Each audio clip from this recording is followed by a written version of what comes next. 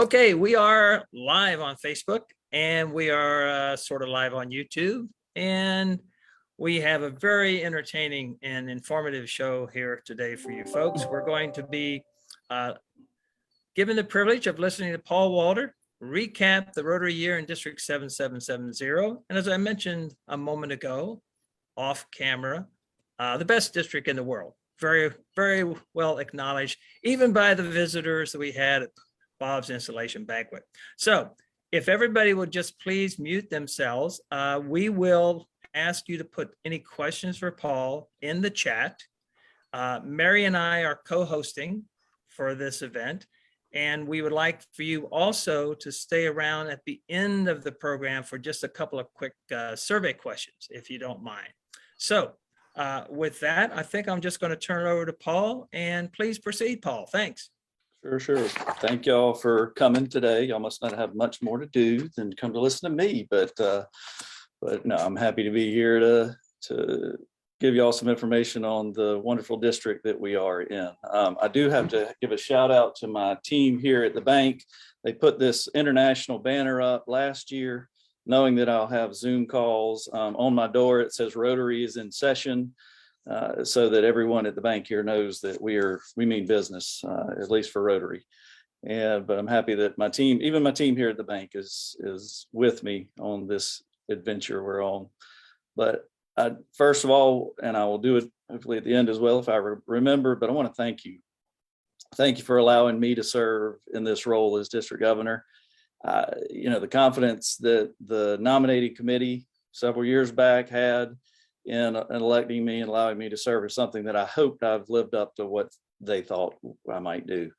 But I also realize as along this journey that the reality is the 3,461 Rotarians that are in our district are really the ones that do the work. And it's the accomplishments that the Rotarians in our district do day in, day out that make, me, Bob, Mike, Mary, those folks in the leadership at this time look good. And so the time that y'all take to do the service in your communities and beyond is something that I also want to thank y'all for. And as we always say, the good work of Rotary is done in the clubs. And so thank y'all for what you do. I want to recap a little bit. I might ask y'all some questions as opposed to me getting the questions asked to me. But before I start there, some of the things that on my visits, I talked about finding your why. That was mentioned at the installation that, it's why are we in Rotary? Why do we do what we do? And I may read some things that I found at the district conference. We had these, find your why slips, and I took time to read them, and I think y'all hopefully will enjoy hearing some of them, but these are directly from Rotarians in our district. And what is your Rotary why? The first one is I care to give, but Rotary gives me far more back. The next one is I want to increase my understanding of a broader world and make connections with diverse people. It completes me, gives back for all that I've done, all that I've been so fortunate to receive. The fellowship drives everything we do. My background is in the military, U.S. Army, and service to others, or service to others above even your own life is essential in the military. May not be in Rotary, but why we do what we do is living our life of service above self. Get involved, be involved, follow in my father's footsteps. Make a difference, even if it's a small difference, but be reminded of how blessed we are. My why is to get involved with my community, serve others, see how our small club connects to the world. To do more than I ever could do on my own. And then the final one is my service project was Operation Warmth. I handed a young person a jacket, and the look he gave me back was like I was his best gift. My heart grew 3 sizes that day. So these are just things that we do in the communities that we serve, and we find our Rotary why. So if you I'll challenge you again, if you haven't discovered what your Rotary why is, why you do what you do, why you give your time, your talents, and your treasures, do that. I think you'll be surprised at what you'll find is your Rotary why and what's your motivation for doing what we do. I ask clubs to assess their community's needs, the club's needs. Clubs did this. They looked at what they were doing. Maybe they want to continue it. Maybe they don't. If you got a laundry list of projects that you're doing, is it something that's just kind of run its course? And based on the pandemic and our current environment, has the need changed? Is it done? Whatever you were doing, the need isn't there anymore. So discover what that new need may be and adapt to that and take that need to see it to fulfillment. I asked Rotarians to be engaged in Rotary, and I've seen that as well. The engagement continues. We have been through some obstacles in the last year, 2 years, but the Rotarians in our district have continued to serve. They continue to remain strong in all the things that we do. I asked you to be a brand ambassador, and that means wearing your pins, wearing your logos, wearing Rotary so that others can see it.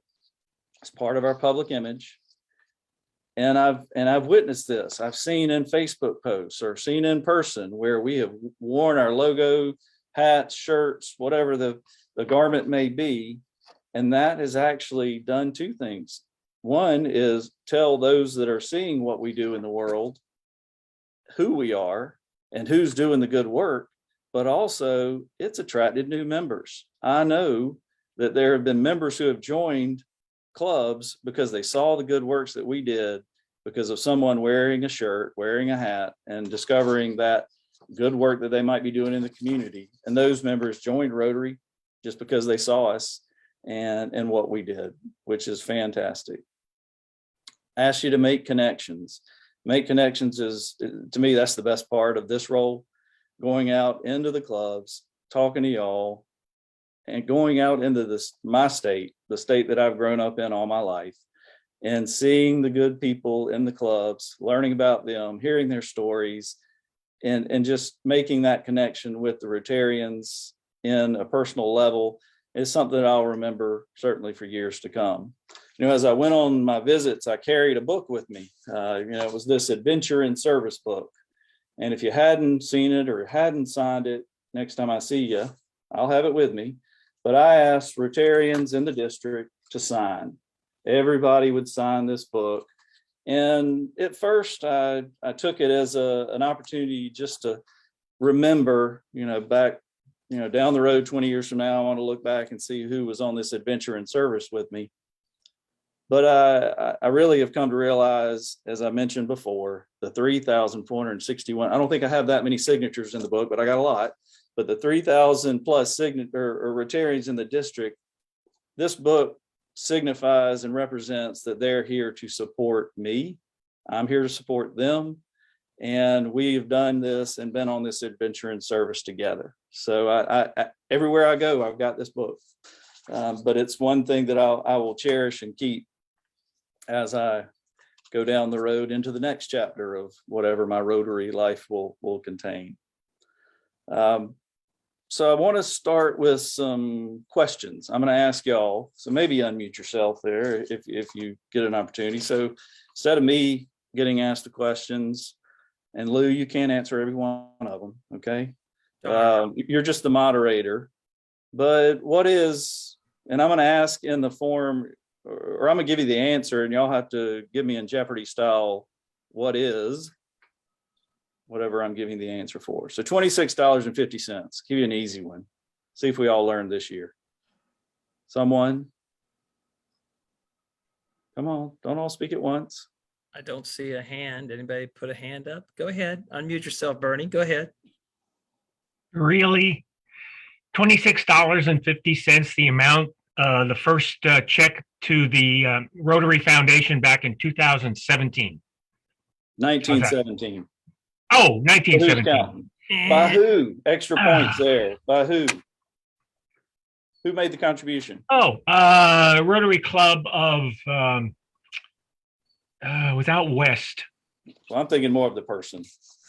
Oh, Arch Clump received it. No, he got it, but it was He the got Rotary it. Club of, I'll get back to you on that. All right, thank you, thank you. It was All right, how whoever about, hosted, it was whoever hosted that year's convention. It was the leftovers from the convention. what is, the answer to the question is 135. Anybody know what that is? Number of new members? Number of net new members as of today. Yes, yes. If you didn't know, we have been, just as Rotary has declined, our district has declined over the last, 4 or 5 years in membership. So we're seeing that trend go up, which is great. I mean, just in 2018, we were at 3,800 members, 3,827. Went to 37, 36, 35. And so we started the year at 3,326. And as of right this minute, I know that changes minute by minute. I look at the reports every day, and I look at that, and I put my little spreadsheets together, and my wife laughs at me. But it's something that I track and follow and like to see it. And we have been as high as plus 175. So because of the time of year, and in January and June, we usually see those downward trends. And I've tried to, and I'll get into that in a minute as to how to stem that tide. How about $725,139? Anybody know what that number is? Annual giving. It is the annual fund contributions from all the clubs in our district as of today. That means that we end up being 123% of our goal, which is great. We're at $218.02 per capita, which is even better. And it's phenomenal that what we've been able to do and have that trend increase each year, because those funds come back to us. And I'll give you the next answer, which is $376,226. Anybody but Bernie? Bob's year's DDF. No, this was this year's DDF. You were close. This is the amount of funds that we contributed as a district 3 years ago, comes back to us this year, and we were able to do the good works here locally and globally. All right, here's one that no one's going to get. 11,737. Anyone? The number of people at the Rotary Convention. That is so close, but no, I don't know what that number was. I know it was 11,000. Yeah. It's the number of miles that your district governor drove this year to the clubs in the district. So that was a lot of fun, a lot of seeing folks in the communities that we serve in. And as I said, when I would visit, and I've said before, it's something I enjoy doing. I enjoy getting out, seeing the clubs, and being in y'all's communities in a state that I love so much. How many Zoom miles or meetings, Paul? I haven't counted that one. It's probably more than 11,000. I'll have to count up that one too. The mileage was easy to do. How about number one? What is number one? Number one district in the zone for membership increase. Well, we happen to be that right now, yes. But number one is the number one priority in Rotary, which is to end polio. End polio now. And this is the polio dollar that some of you may have received. If you didn't get one from me, I still have some. So if I see you at some meeting between now and whenever, please let me know and I'll give you a polio dollar. And it commemorates the the vaccine, which was discovered in 1953 by Jonas Salk. So on the back. What are you going to do with all those extras? Give them out. Give them to people. So I think you need to do a thing and put it on your wall. I could. Yeah, that'd be cool. All right, how about 92%? What is 92%? How much of our money to the foundation goes to actual projects? Yes, 92% of the funds that are committed to or contributed to the foundation go out to do good in the world. 8% is for administration, which is good. And this allows us to have, or because of our efficiencies and the foundation's role it plays, we get 4 stars with Charity Navigator, highest rating you can get. So you ought to be proud of the foundation that you contribute to. All right, I'll let Bernie answer this one. What is 181.2%? That's how much over the district polio goal we are. You are correct. Oh, and it's, by the way, it's the Rotary Club of Kansas City.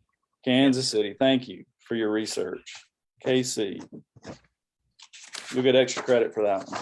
Bernie, you are right. That is what we are over the goal. We're at $216,000 in giving to the Polio Plus Fund, which is head and shoulders above what we've done before. The Run with Bernie Challenge certainly was something that was highlighted this year and we'll be doing again. And I'm just happy to see that we are giving those funds and they're going to eradicate polio in the world. And we're, as we know, this close. All right, let me go over some membership details. Membership, as I mentioned, we are at 341 or 3,461 as of today. Hopefully we'll finish the year not too far off of that. We have done what Shaker's asked us to do, which is grow more and do more. We've got clubs that are doing phenomenal jobs in membership. I mean, so much so that some clubs are up a net 34, 26, 20. I mean, the clubs that are, Charleston is, as of today's numbers, and I know they actually are going to be inducting some more members tomorrow. So I think this number will go a net of up to 36. Daniel Island has, they had a satellite club that they chartered this year.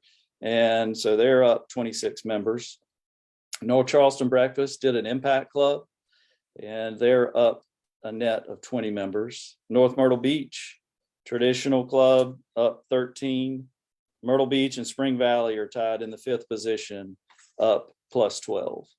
So I hope that, I know Michael Burney gave me this trophy a few months ago when I visited his club, and he was so proud of his club that they were ahead of the Hilton Head Club. He was, goating me a little bit on my own club. So I'm just waiting until the end of the year, whether I got to give this to my president, Mary, or I got to give it back to Mike Burney. So we'll see what the little statue, who it goes to at the end of the year. We got a few more days, so I'm curious to see. And I know that Mary has a few members that she's going to induct on the 30th, which is great to see. I'm happy that we have done a couple of things. We have done some impact clubs, as I mentioned, satellite clubs. There's a total of 4 new ones in our district. And people look at it and say, oh, what are y'all doing in your district to grow? And they think it's just because of these clubs, but it's not just these clubs. The traditional clubs have had 55% of the growth this year and what we're doing for membership. So it's not just the new clubs are certainly a contributor, but they're not the only reason why we're doing what we're doing. And as Lou mentioned before, something that we might be number 1 in, as of the last report that I had, we are number 1 in our zone. Not that it's a competition between my district governor classmates and I, but there's a little competition going on, and it's fun. That's what we look at. It's fun to go to each other and tell each other how the other one's doing or not doing in their case, not in ours. But we're at 135 members plus. And I would contribute this success to a couple of things. I mentioned the satellite clubs, the impact clubs, but really either in a traditional impact, satellite, whatever the club model may be, it's the spark. It's the person, it's the group of people, the individuals in the club who have taken ownership of growing Rotary and increasing membership. And I can see it. When I visit a club, I can feel it. I mean, you just know that this club is excited and having fun and doing great works in the communities. You can tell. And so it's seeing that and seeing the growth that we've had. And we talk about this growth, and I love, I'm a numbers guy working at a bank, but I like to see the growth because I know that it's going to directly impact what we do in the communities that we're serving in. So I just don't, it's wonderful to see those numbers grow, but I'm looking at the down the road. What can we do? And how can those members contribute to what they do? So that we were stemming the downward trend from April, May, and June, we started Derby Days. If y'all have seen the emails come out, the little color-coded emails, we have a chart. And if we closed it today, we'd have 5 bracket winners. We're going to close it on the 30th. So we'll have that number posted. And the idea was to look at April 1st and what was the net growth that you would have from that day. I don't care whether you're at -10 or positive 30, whatever the number was. We ranked you by where you were in your growth, net growth as of that April 1st number. And if we closed it today, Monks or North Charleston Breakfast would be up in the first bracket +10. Monk's Corner would be in the second bracket of +4. Marion Mullins would be at +4 for the next bracket. Forest Acres, see on here, would be at +3. And then for the last bracket, we got 4 clubs that are vying for this. Florence West, Camden, West Metro, West Columbia, and Columbia are all at +2. So you go and induct a member between now and the 30th, you might just beat out your cohorts there. But the challenge was to grow Rotary. The challenge was to, and Bob has agreed to continue it, and Mike and Mary, where we don't see this huge slide. We will see that in membership. It's just a function, but hopefully we lessen it a little bit, and that we don't worry about sandbagging until next year. Just have folks come in, see the wonderful things that we do, have them come to a service project and join in that fun, regardless of the time of year it is. All right. Foundation, I mentioned a little bit about. We have done fantastic this year.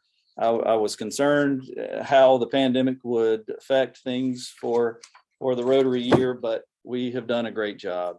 As I mentioned before, we've had $376,000 that we received in DDF.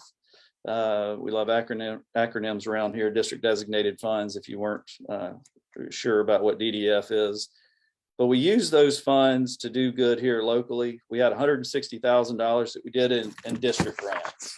Those district grants range from helping Department of Social Service kids, blessing boxes, Happy Feet, Camp Discovery, literacy supplies for Boys and Girls Club, Good Works Tiny Homes, Youth Achievers SAT Prep, meal packaging, Camp OK, Backpack Buddies, swimming instructions, drown proofing children, anti-bullying, and home repairs for low income. So we had, teaching people to farm, wide range of district grants that have gone on this past year.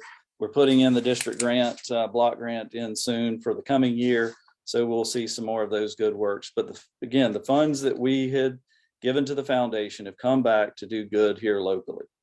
Not only do we do good here locally, but we were able to fund global scholars. There were 2 global scholars that were funded out of the DDF, which were $25,000 each, and then those are matched. So for a total of a $50,000, or in one case, a $45,000 grant and a $50,000 grant, depending upon the match.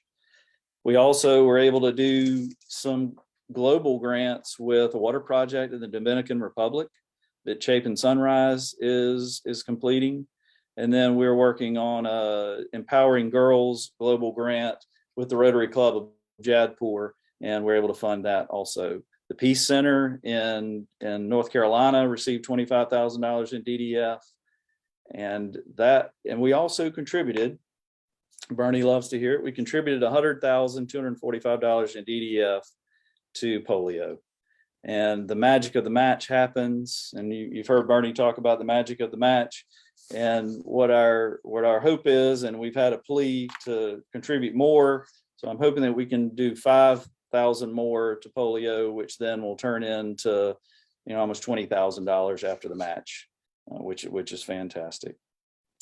The 67 district grants that we did this year that I mentioned was in line with what we have done in the past, but we want to give those funds out and have them do good in the communities. We don't want the money back. I know we have talked to, each of the clubs, use those funds in the communities that you're in. We don't want that money back, please. That's what it's there and earmarked for. So if you have funds that, whether it's this year or the next year, that are unused, try to do something with them so you can do good in the communities there.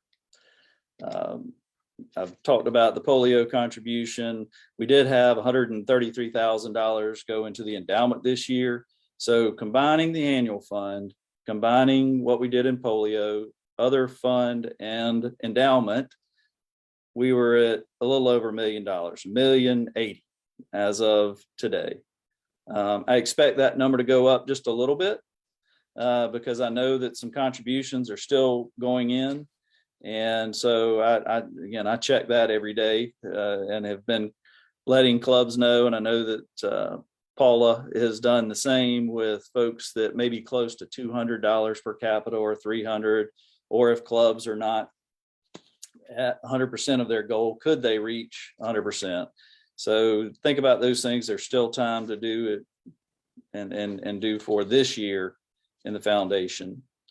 The annual, if you're looking at the annual fund per capita, we have some outstanding clubs like Latta that has done 718% of their goal. St. George, 295% of their goal. Bluffton, 282. Little River, 237. I know some of y'all are on here. And Monk's Corner at 224%, which is phenomenal. And thank y'all for what you're doing there. The top giving clubs by just sheer dollars are Bluffton, Hilton Head, Myrtle Beach, Columbia, and Mount Pleasant.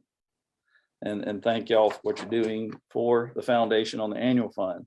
Now I mentioned polio, and we have one outstanding club, and I know there's one member on here from the Columbia East Club. They're only at 2,240% of their goal this year. So they have they've exceeded it by just a little bit. Let's hope they can continue that and do it again next year, right, Bernie? Orangeburg's at 990% of their polio goal. Sumter Sunrise, 816. Van Landingham, 618, and 5 points, 527. I just don't see the Hilton Head Club on there, Bernie. What's your club doing? Anyway, we'll have to get on our own club and see how we increase that this coming year. But all those, as keep harping on Bernie here for a minute, but as he talks about the magic of the match, that is the exciting thing of when you give those dollars, we give DDF, it matches. Bill and Melinda Gates come behind us, and those dollars have, we're going to exceed 1.1 in with all the matches. Is that about right, Bernie? Yeah, we're already over 1.1. Okay, we're already over 1.1. Yeah. Not that it's a competition with our zone folks here or anything, but we do like to, you do like to shine in the areas that you want to shine in. Want to just touch on some things that we have done this year, in addition to giving to the foundation, but just some of the good works that we've been able to do. We use some of the COVID funds, or for COVID relief, excuse me, we used some funds that we would have sent back into the foundation. And we took some district funds that were collected at either district conference or various things over the years. So we had about $21,000. We distributed those funds to food banks within the 27 counties that our district is in. So I went through and tried to judiciously, made another spreadsheet, and judiciously put those funds into the different counties. So we fed people in Jasper County and Hampton and Barnwell and Allendale. Yeah, we may not have a club in Bamberg or Allendale, but I still wanted to feed people in those areas. We fed people in the Midlands and Calhoun and Kershaw and Orangeburg and Richland, the PD region. We also went and fed folks as well as down here in the Low Country in Beaufort, up in Horry and Williamsburg and Charleston and Berkeley. But we took those funds and used them to feed folks in those areas. And it's such over the last 2 years, we've provided about $50,000, a little over $50,000 in feeding people within our own state. And the impact, if we equate it to the 10 million meal challenge that's out there, we would have fed over 201,000 people. So that's within the 27 districts or 27 counties in our district. We provided funds for the Ghana bookshelves. We were asked, this was a project that our district had sponsored or been a part of a few years ago, and the school was built, but they were putting in they had a library and needed some bookshelves. So we had clubs that stepped up, in addition to the district, gave some funds for the bookshelves. Unfortunately, there's things like tornadoes. There was disaster relief that we helped with in Kentucky. Clubs in the district took funds that we had and either sent directly or sent into the district, and I forwarded those to Kentucky so that we could help during that devastation that had occurred.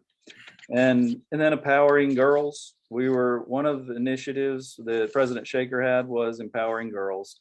And we have a global grant that is in process. We've got to now go back and answer some questions for, I think, the third time.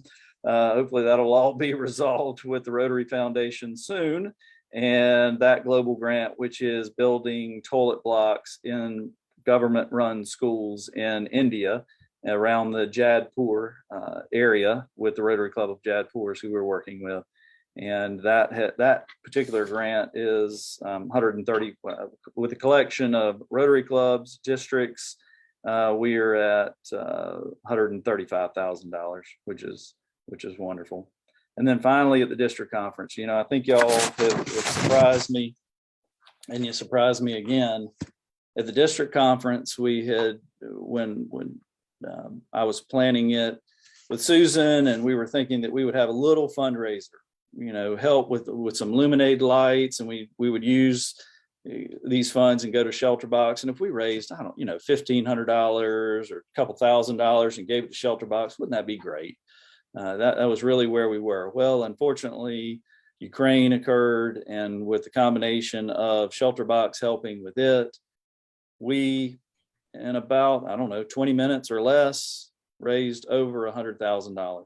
$104,000 was raised and has been sent into Shelter Box so that it can help those that are in need and wherever they are in the world. Primarily, we were focusing on Ukraine, but we had a generous Rotarian in one of our clubs who had a $50,000 contribution that he would match up to. Well, we took full, or we used that fully, and we raised $54,000, and he matched it with his 50, which we were happy to then send those funds in. So we've certainly, I can attest, we've served to change lives. We certainly we've used each one, bring one to increase our membership. We've empowered girls. We've made the connections, and I hope you to continue doing that, because that's the fun part of Rotary, is making those connections with the members that are in your club.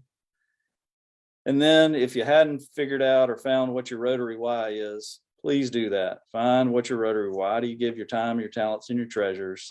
And I'll end it with the fact that we want to, by all means, have fun doing good in the world. I want to thank y'all for what you've allowed me to do, something that I never thought when I joined Rotary. I didn't know that I would reach or be a district governor. I'm happy that I've done it. It's been an experience that I will have for the rest of my life and our family. Jennifer, I don't know if Jennifer's going to be ready to have me back around or not. We'll ask her in a couple of weeks, but thank y'all for allowing me to serve in this role. And if I doesn't mean I'm going away. I'm here now to serve Bob and his endeavors over the coming year, and Mike and Mary as they get into the role as well. So anything that I can help y'all with, I'm happy to help. But thank y'all again for what you've done for Rotary, the communities that we serve in, and I look forward to seeing what great things are to come out of the coming year. Thank you so much, Paul. That was very, very good. I do have a couple of questions from the chat. Yes, if everybody sure. can just give us a moment or so. One question is, do you know the final breakdown of how much polio and the CART fund are getting from the golf tournament?